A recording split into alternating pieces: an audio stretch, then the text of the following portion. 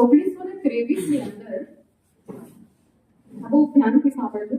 1923 ની અંદર અમેરિકાની અંદર 8 સૌથી ધનાઢ્ય લોકો, આજની તારીખમાં જો જોઈએ તો ઇલોન મસ્ક છે, માર્ક ઝુકરબર્ગ છે, જેફ બેઝોસ છે, વોરેન બફેટ છે, આ બધા ટોપ 10 લિસ્ટમાં આવે.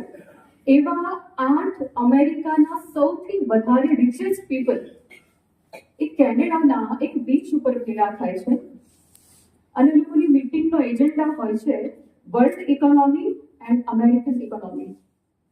આ ભારત આખા દેશની સમૃદ્ધિ અને અમેરિકાને આપણે કઈ રીતે સમૃદ્ધ બનાવી શકીએ, આ વિષય ઉપર એ લોકોની ચર્ચા શરૂ થાય છે. આ 8 જણા એક રાઉન્ડ ટેબલ ઉપર બેસે છે. એમાં સૌથી પહેલી ચેર ઉપર જે બેસે છે, ખુરશી ઉપર, એનું નામ હતું મિસ્ટર ચાર્લ્સ વેર. આ મિસ્ટર ચાર્લ્સ વેર એ વિશ્વની સૌથી મોટી સ્ટીલ કંપનીના માલિક હતા. હમણાં જ આપણા આદરણીય રતન ટાટાજીનું અવસાન થયું. એ જે રીતે હતા એ જ રીતે સ્ટીલ કંપનીના માલિક હતા. પૂરી આખા વિશ્વની સૌથી મોટી સ્ટીલ કંપનીના માલિક ચાર્લ્સ વેર. બીજી ખુરશી પર જે બેઠા છે એનું નામ છે મિસ્ટર હાર્બર હોબ્સન. મિસ્ટર હાર્બર હોબ્સન વિશ્વની સૌથી મોટી ગેસ કંપનીના માલિક હતા. ત્રીજી ખુરશી પર જે ભાઈ બેઠા હતા એનું નામ હતું mister Richard Whitney. Mister Richard Whitney વર્લ્ડની જે ન્યુયોર્ક સ્ટોક એક્સચેન્જ જે છે એના માલિક હતા. He was the owner of New York stock exchange. ચોથી ખુરશી પર જે બેઠા હતા એનું નામ હતું mister Leon Fess. Mister Leon Fess, he was a president of International Bank for Commodities. પાંચમી ચેર ઉપર જે બેઠા છે એનું નામ હતું મિસ્ટર આલ્બર્ટ ફોલ્સ. અને મિસ્ટર આલ્બર્ટ ફોલ એ પોતે he was a member of cabinet president minister of America. He was on a very high position. છઠ્ઠી ચેર ઉપર બેઠા હતા એનું નામ હતું મિસ્ટર આર્થર કટન.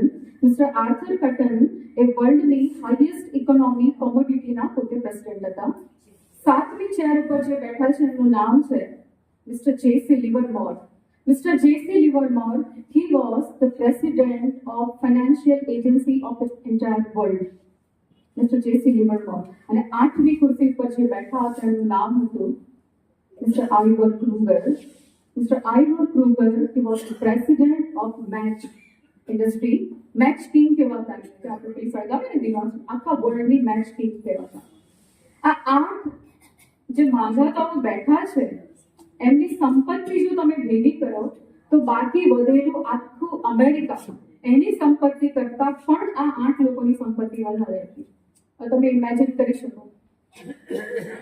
હું જે 8 નામ બોલી ગઈ તમારી સામે, તમે આ નામ પહેલા ત્યારે સાંભળ્યા છે? તમે નેલ્સન મંડેલાનું નામ સાંભળ્યું છે? માર્ટિન લ્યુથર કિંગનું નામ સાંભળ્યું છે? મધર ટેરેસાનું નામ સાંભળ્યું છે? અબ્રાહમ લિંકનનું નામ સાંભળ્યું છે? સ્વામી વિવેકાનંદનું નામ સાંભળ્યું છે? મીરાબાઈનું નામ સાંભળ્યું છે? કેમ આ બધા નામ યાદ રહી જાય છે?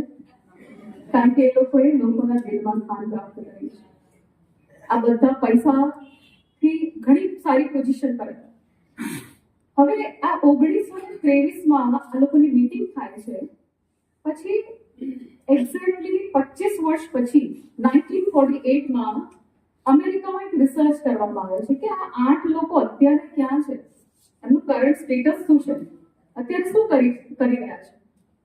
હવે તમને આશ્ચર્ય થશે જાણીને કે 25 વર્ષ પછી આ 8 માંથી 3 જણા જેલમાં હતા, 2 જણા સુસાઇડ કરી દીધી હતી અને બીજા 3 જણા મેન્ટલ અસાઇલમમાં મતલબ ગાંડાની હોસ્પિટલમાં એડમિટેડ હતા. અને એમના 25 વર્ષ પછી ન્યુયોર્કની અંદર થેન્ક્સ ગિવિંગ ડે સેલિબ્રેટ કરવામાં આવે છે. તમે જો આ વિદેશની સંસ્કૃતિ છે. Valentine Day, Father's Day, Mother's Day, આ બધા ડેઝની આ બધા સેલિબ્રેશન એ આપણા દેશની સંસ્કૃતિ જરાય નથી. આપણા દેશની સંસ્કૃતિમાં તો દિને દિને નવમ નવમ ભવામી નંદ વંદનમ આપણી આ સંસ્કૃતિ છે.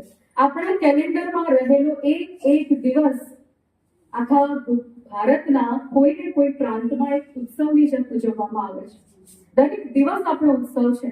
આપણા માટે કોઈ પર્ટિક્યુલર ડે ની જરૂર નથી. આપણા માટે દરેક દિવસ માતૃ દિવસ છે, દરેક દિવસ પિતૃ દિવસ છે, આ સૌનો દિવસ છે.